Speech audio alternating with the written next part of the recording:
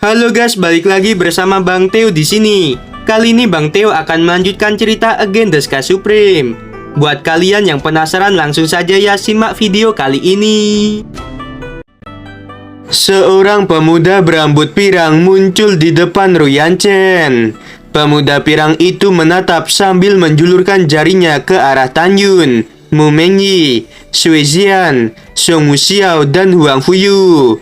Lalu dia berkata, "Kalian berlima akan segera ditangkap. Dewa ini akan membiarkan kalian hidup sedikit lebih lama." Tan Yun menatap pemuda pirang itu dengan tenang, tetapi detak jantungnya berdebar dengan kencang. Lalu Tan Yun bergumam di dalam hatinya, "Aku tidak dapat melihat tingkat kultivasinya. Mata emasnya menunjukkan bahwa dia bukan manusia. Itu pasti monster tingkat kelima yang ranahnya lebih tinggi dari Keratua. Jika monster itu di periode awal atau periode pertumbuhan tingkat kelima, Keratua tidak akan takut. Tetapi jika monster itu di periode dewasa tingkat kelima, maka Keratua akan kewalahan menghadapinya." Ketika Tan Yun sedang berpikir, semua murid di belakangnya tampak ketakutan. Tetapi ketika mereka memikirkan Keratua milik Tan Yun, mereka kembali percaya diri. Tan Yun tiba-tiba menatap ke arah semua orang dan berteriak, "Dia bukan manusia. Dia adalah monster tingkat kelima. Kalian pergilah." Ketika mendengarkan kata-kata Tan Yun, semua murid Sekte Suci Huangfu terguncang. Semua murid Sekte Suci Huangfu yang sedang menginjak pedang terbang segera melarikan diri.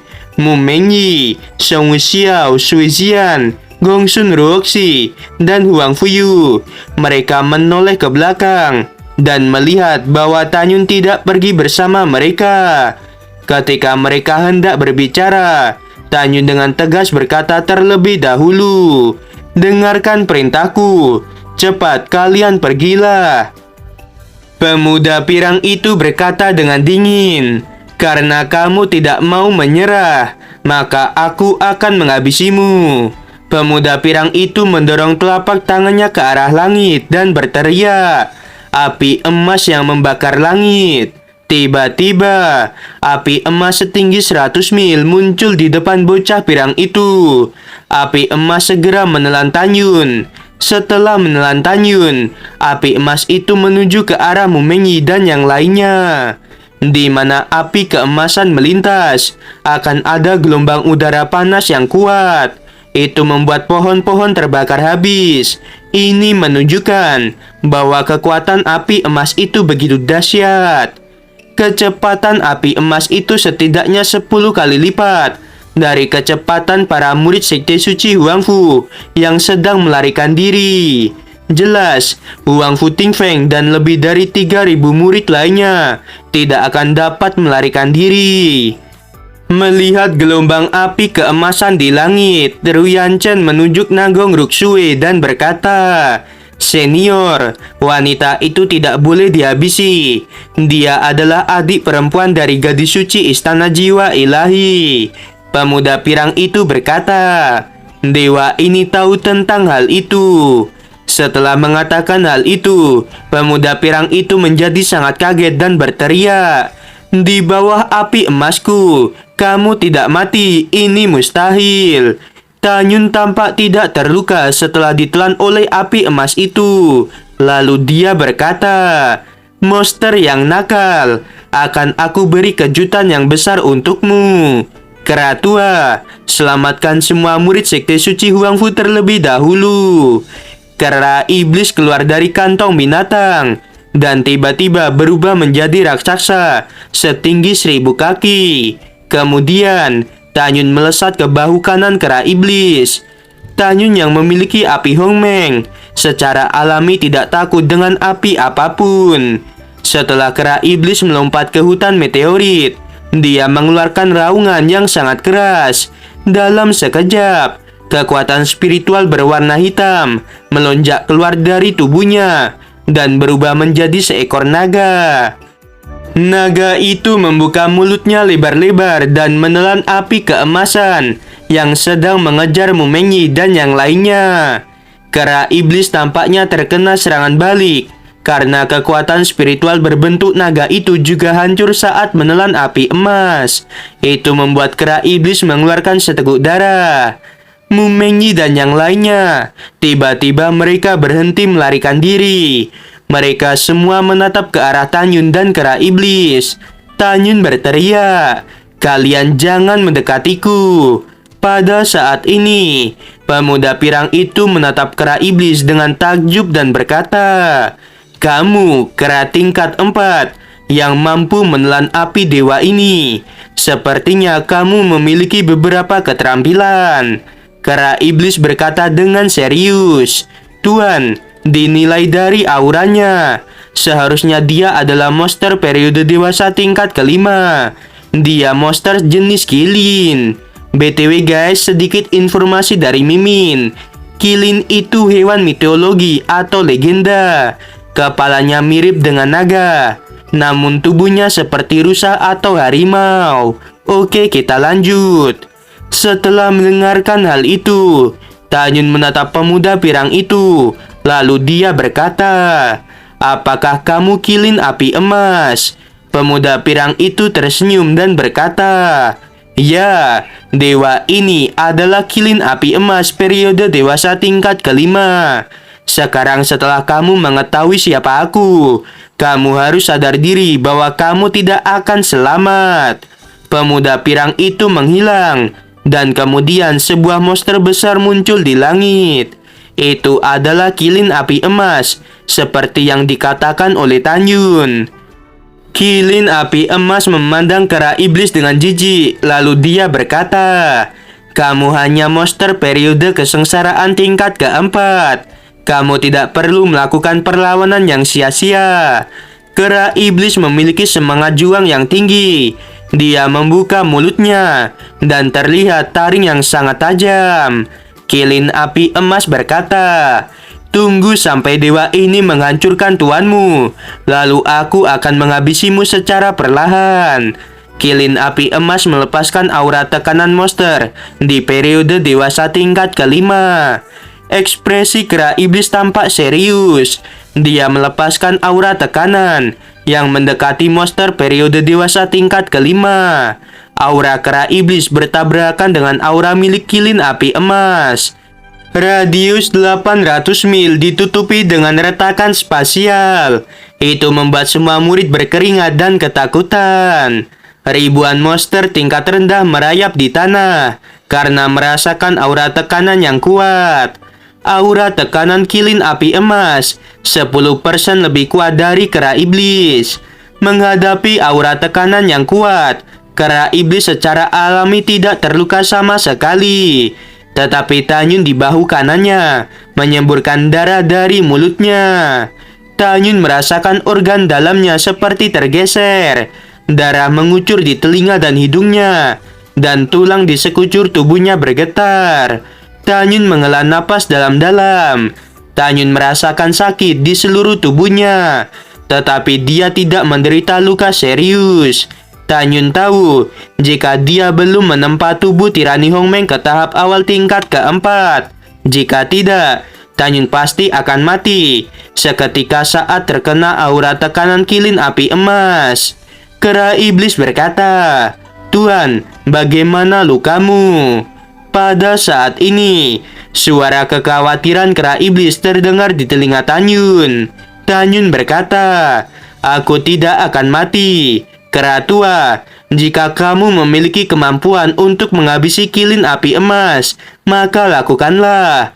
Tetapi jika kamu tidak memiliki kemampuan itu, kamu bawa aku pergi dari sini." Kera iblis berkata, "Tuan, aku adalah murid Dewa Naga Iblis, dan aku tidak akan pernah mundur. Jangan khawatir, ketika aku masih hidup, tidak akan ada yang bisa menyakitimu." Melihat Tanyun yang terluka, kera iblis menjadi sangat marah. Kera iblis melompat ribuan kaki. Dia memegang tongkat hitam yang panjangnya 400 kaki, dan mengayunkan tongkat itu ke arah Qilin api emas. Kilin api emas tertawa. Dia melesatkan cakarnya ke arah tongkat hitam milik kera iblis. Kilin naga emas dikenal dengan tubuh fisiknya yang tangguh. Dia monster periode dewasa tingkat kelima. Sisik berwarna emas yang menyelimuti seluruh tubuhnya, sebanding dengan senjata terhormat tingkat menengah. Kilin api emas sangat percaya diri bahwa hanya dengan cakarnya saja dia bisa menghancurkan tongkat kera iblis dengan mudah. Namun, Kilin api emas tidak tahu bahwa kera iblis yang dihadapinya bukanlah kera biasa. Kera itu adalah kera yang telah mendapatkan warisan dari Raja Dewa Naga Iblis. Saat cakar Kilin api emas mengenai tongkat kera iblis, Kilin api emas meraung kesakitan dan kaget karena cakar miliknya mengeluarkan darah. Di sisi lain, kera iblis terpental ke tanah dengan sangat keras. Kilin api emas mengayunkan ekor yang panjangnya lebih dari 100 kaki, dan ekornya mencabut dada kera iblis. Rambut hitam keunguan yang berada di dada kera iblis menjadi menghilang, dan daging serta darah milik kera iblis berceceran. Kera iblis terpental ribuan kaki jauhnya dan menghantam pepohonan yang berada di sekitar area hutan meteorit. Pada saat ini, Kilin api emas yang berada di langit. Dia terbang ke arah kera iblis dan melesatkan cakarnya sampai menembus dada kera iblis. Tanyun berkata, "Kera tua, hati-hati." Kera iblis berkata, "Tuan, yakinlah aku baik-baik saja." Saat kera iblis meraung, dia membuka taringnya dan menggigit leher Kilin api emas. Kilin api emas berteriak kesakitan. Dia segera terbang ke langit sambil membawa kera iblis. Kemudian, Kilin api emas membanting kera iblis ke tanah. Ketika gigitan kera iblis mulai terlepas, Kilin api emas mengangkat kepalanya dan melepaskan diri dari gigitan kera iblis. Kemudian, 3 cakarnya menginjak perut kera iblis, dan 1 cakarnya lagi menginjak kepala kera iblis. Cakar raksasa yang mengandung kekuatan yang dahsyat, dan ketika menginjak kepala kera iblis, itu membuat kulit dan daging kepala kera iblis mengeluarkan darah. Kilin api emas terkejut karena dia awalnya berpikir hanya dengan 1 serangan saja tengkorak kera iblis akan hancur. Tetapi kenyataannya tidak seperti itu. Tengkorak kera iblis sangatlah keras. Bahkan setelah diinjak-injak beberapa kali, tidak meninggalkan bekas goresan. Kilin api emas terkejut dan berkata, "Bagaimana ini bisa terjadi? Kamu hanya monster periode kesengsaraan tingkat keempat. Mengapa tulang seluruh tubuhmu sulit untuk dihancurkan?" Kera iblis yang ditekan di tanah oleh keempat kaki Kilin api emas. Dia melesatkan kepalanya untuk menghantam kepala Kilin api emas. Saat Kilin api emas menjerit kesakitan, hidung dan mulutnya mengeluarkan banyak darah, serta beberapa gigi miliknya terlepas. Kera iblis sekali lagi menghantamkan kepalanya ke arah kepala Kilin api emas. Tiba-tiba, darah terciprat, dan terlihat jelas bahwa retakan muncul di tulang tengkorak Kilin api emas. Kemudian, kera iblis mengayunkan tongkat hitamnya ke arah wajah Kilin api emas secara terus-menerus. Kilin api emas tidak tinggal diam. Dia menahan rasa sakitnya dan berkata dengan marah, "Kamu monster sialan, akan aku habisi." Ekor raksasa yang ditutupi sisik emas tiba-tiba melesat dan menembus perut kera iblis. Pada saat ini, Mumenyi yang berada di atas langit. Dia menoleh ke belakang dan berkata kepada Huang Futingfeng dan yang lainnya, "Menjauhlah dari tempat ini, supaya kalian tidak terkena serangan kera iblis dan Kilin api emas." Murid divisi berjasa dan 4 murid divisi lainnya, mereka menginjak pedang terbang satu demi satu dan mulai menjauh. Mumenyi berkata lagi, "Xiao, Xian, Huang Fuyu, ayo selamatkan Tanyun." Setelah Mumenyi mengatakan hal itu, dia segera menuju ke Tanyun. Song Wuxiao, Sui Jian, dan Huang Fuyu. Mereka langsung mengikuti Mu Mengyi. Pada saat ini, Gongsun Ruoxi yang baru saja pergi menjauh, dia tiba-tiba menoleh ke belakang dan melihat Mu Mengyi dan 3 orang lainnya yang ingin menyelamatkan Tan Yun. Dia menggertakkan giginya dan berbalik. Wang Futingfeng, Jun Buping, Ken Xinyi, San Guan, Bai Li Longtian, Xiao Qing, Nanggong Ruksui, dan Luo Fan. Mereka juga berbalik dan terbang menuju Tan Yun. Pada saat ini, Ruyan Chen menatap Mu Mengyi yang terbang menuju Tan Yun. Dia tiba-tiba tertawa dan berkata, "Kalian ingin menyelamatkan Tan Yun? Itu sudah terlambat." Ruyan Chen menatap lebih 1.900 murid di belakangnya. Lalu dia berkata, "Siapapun yang berhasil menghabisi Tan Yun terlebih dahulu, tuan muda ini akan memberikan banyak hadiah." Meskipun Ruyan Chen sangat yakin bahwa Tan Yun terluka parah di bawah tekanan aura kilin api emas, tetapi dia masih khawatir bahwa Tan Yun hanya berpura-pura terluka. Jadi dia tidak langsung menyerang Tan Yun, tetapi meminta murid sekte abadi lainnya yang menyerang Tan Yun. Lebih dari 1.900 murid memegang pedang dan menukik ke bawah menuju tempat Tan Yun berdiri. Karena Ruyan Chen sudah berjanji akan memberikan hadiah pada orang yang pertama menghabisi Tan Yun. Serta saat ini Tan Yun terlihat terluka parah. Itu membuat semua murid sekte abadi menjadi semangat. Melihat 1.900 murid menukik ke arah Tan Yun, itu membuat Mu Mengyi, Song Wuxiao, dan yang lainnya menjadi pucat. Mu Mengyi, Song Wuxiao, Huang Fuyu, dan yang lainnya berteriak putus asa. Tetapi tiba-tiba, suara acuh tak acuh terdengar. "Mengyi, aku baik-baik saja. Aku akan menghadapi 1.900 murid ini. Kamu pergilah dan habisi Ruyan Chen sialan itu." Mu Mengyi dan yang lainnya merasa lega.